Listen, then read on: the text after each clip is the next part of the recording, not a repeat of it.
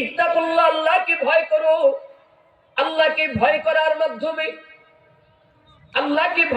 মাধ্যমে ওয়াদারু মা বাকিয়া মিনার রিবা, আল্লাহকে ভয় করার পূর্বে যে সুদ দিয়ে রাখছিলা, ভয় করো নাই, ভয় করার পূর্বে যে সুদ দিয়ে রাখছো, সুদের টাকা লাগায় রাখছো, ওয়াদারু মা বাকিয়া মিনার রিবা, আল্লাহকে ভয় করার পরে ওই সুদটাকে তোমরা ছেড়ে দাও, ওই সুদের বাকিয়া এটাকে মাফ করে দাও, ছেড়ে দাও।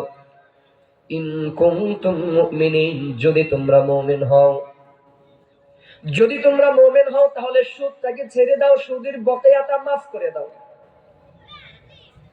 তার মানে হলো কেউ যদি সুদের বকেয়া মাফ না করো, সুদে লাগাইছো, সুদের টাকা লাগাবার পরে আল্লাহকে ভয় না করে যদি সুদের টাকা যদি তোমরা উঠাইতেই থাকো, তার মানে হলো আল্লাহ বলেন ইন কুনতুম মুমিনিন, যদি সুদ ছেড়ে না দাও তাহলে তোমরা মুমিন নয়, মুমিন থেকে খারিজ হয়ে যাবা।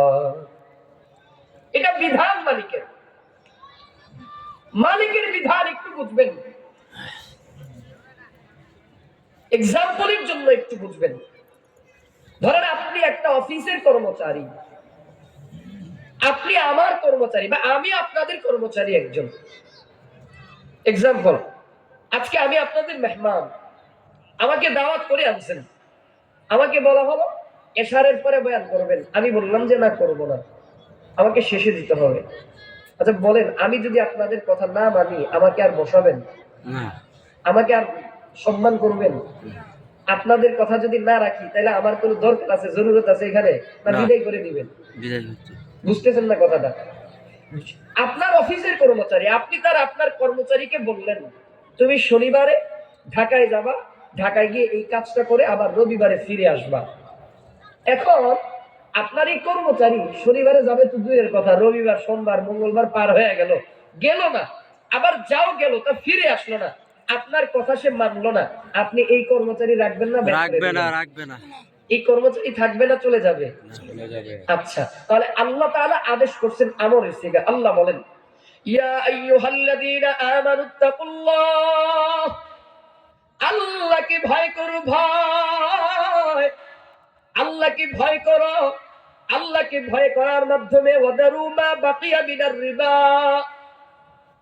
যেই সুদ তুমি টাকা যে সুদে লাগায় রাখছো, ফসল সুদে লাগায় রাখছো, জমি জমা সুদে লাগায় রাখছো, তোমার আমওয়াল তুমি সুদে লাগায় রাখছো, এই সুদটাকে আল্লাহকে ভয় করার মাধ্যমে সুদটাকে ছেড়ে দাও। যদি আল্লাহকে ভয় করে থাকো তাহলে সুদটাকে ছেড়ে দাও। যদি সুদটাকে ছেড়ে দাও তাহলে তোমরা, আল্লাহ তাআলা বুঝায়া দিচ্ছেন ইন কুনতুম মুমিনিন, তবেই তোমরা ঈমানদার, তবে তোমরা ঈমানদার।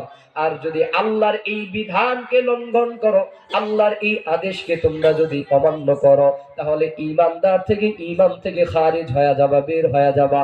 আল্লাহর আদেশ মানলে ঈমানদার, আল্লাহর আদেশ লঙ্ঘন করলে বান্দা বেঈমান। আল্লাহর সঙ্গে কাউকে শরীক করলে বেঈমান, আল্লাহর সঙ্গে কাউকে না শরীক বানাইলে বান্দা তুমি ঈমানদার।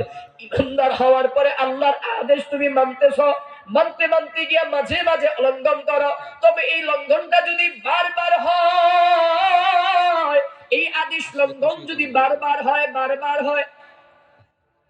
আল্লাহ তাআলা যখন আদেশ করলো, কোন আদেশটাকে বান্দা যখন বারবার ডিনাই করে, ওই যে অফিসের কর্মচারী